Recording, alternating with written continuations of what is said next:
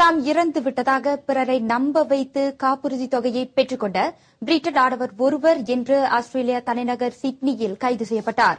47 வயது Hugo changes எனும் அவ்வாடவர் 6 ஆண்டுகளுக்கு முன் தமது மனைவி சோஃபியின் துணையுடன் அக்குற்றத்தை புரிந்ததாக நீதிமன்றத்தில் தெரிவிக்கப்பட்டது. பிரிட்டன் சிறையில் வசித்து வந்த செஞ்சஸும் அவரது மனைவி சோஃபியும் கடன் நெருக்கடிக்கு இலக்காகினர். அந்த பிரச்சினையில் இருந்து மீள வெளிநாட்டுக்கு சென்ற தாம் இறந்துவிட்டதாக காப்புறுதி நிறுவனத்திடம் கூறி பணத்தை பெற்றுக் கொள்ளும்படி செஞ்ச் சோஃபியை தூண்டினார்.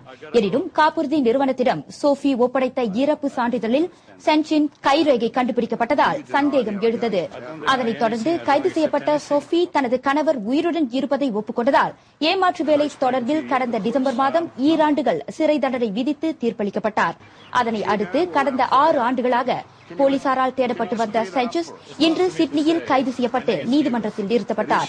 எனினும் பிரிட்டன் குடியுரிமையை பெற்றிருக்கும் செஞ்சஸ் மீதான குற்றச்சாட்டை விசாரிக்க ஆஸ்திரேலியா நீதிமன்றத்திற்கு அதிகாரம் இல்லை என குறிப்பிட்ட அவரது வழக்கறிஞர் நிக்கோபோலஸ் விரைவில் அவர் பிரிட்டனுக்கு அனுப்பி வைக்கப்படுவார் என தெரிவித்தார்.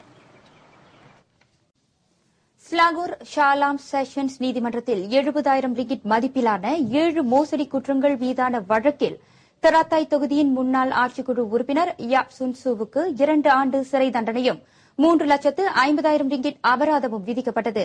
இவ்வழக்கில் அவருக்கு உடந்தையாக செயல்பட்ட அவரின் முன்னாள் சிறப்பு உதவியாளர் முகமது ஃபிர்டவுஸ் அபுசாரினுக்கும் அதே தண்டனை விதிக்கப்பட்டது. ஏற்பாடு செய்யப்படாத 7 நிகழ்ச்சிகளுக்காக ஒதுக்கீட்டு தொகைக்கான விண்ணப்ப பாரங்களை பூர்த்தி செய்ததற்காக முகமது ஃபிர்டவுஸ் அபுசாரின் மீது வழக்கு தொடுக்கப்பட்டது. மக்களுடனான சந்திப்பு, தைப்பூச கொண்டாட்டம், சீன புத்தாண்டு ஆகியவை ஏற்பாடு செய்யப்படாத நிகழ்ச்சிகளில் அடங்கும்.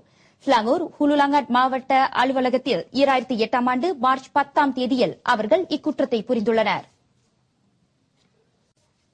அடுத்த ஆண்டு தேசிய சேவை பயிற்சி திட்டத்தில் பங்கேற்கும் பயிற்சியாளர்களின் பெயர் பட்டியல் இம்மாத இறுதிக்குள் வெளியிடப்படும் என அத்துறையின் தலைமை இயக்குநர் டாக்டர் அப்துல் ஹடி அவங்கச்சேல் தெரிவித்தார். 9வது தவணையாக நடத்தப்படும் அப்பயிற்சி திட்டத்தில் 1,40,000 மாணவர்கள் பங்கெடுக்க உள்ளனர். SPM தேர்வை எழுதிக் கொண்டிருக்கும் மாணவர்கள் இதுகுறித்து கவலை கொள்ள தேவையில்லை. மாறாக அவர்களின் பெயரை குறுந்தகவல் அல்லது மின்னஞ்சல் வாயிலாக தெரிந்து கொள்ளலாம் என அவர் தெரிவித்தார். இம்முறை பயிற்சியாளர்கள் 81 பயிற்சி மையங்களில் பயிற்சியினை மேற்கொள்ளும் வேளை நாடு தழுவிய நிலையில் அப்பயிற்சி வரும் ஜனவரி 1 தேதி தொடங்க உள்ளது.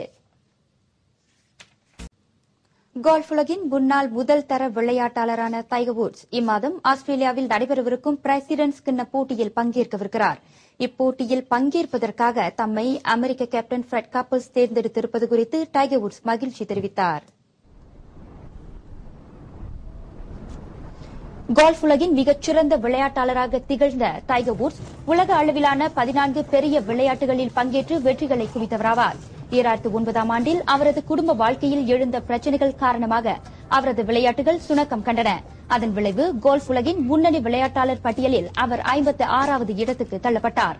1998 ஆண்டில் இருந்து பிரசிடென்ட்ஸ் கிண்ண போட்டியில் பங்கேற்று வரும் டைகர் வுட்ஸ் 2009 ஆண்டில் நடைபெற்ற ஆஸ்திரேலியா கோல்ஃப் போட்டியில் இறுதியாக வெற்றியை பதிவு செய்தார்.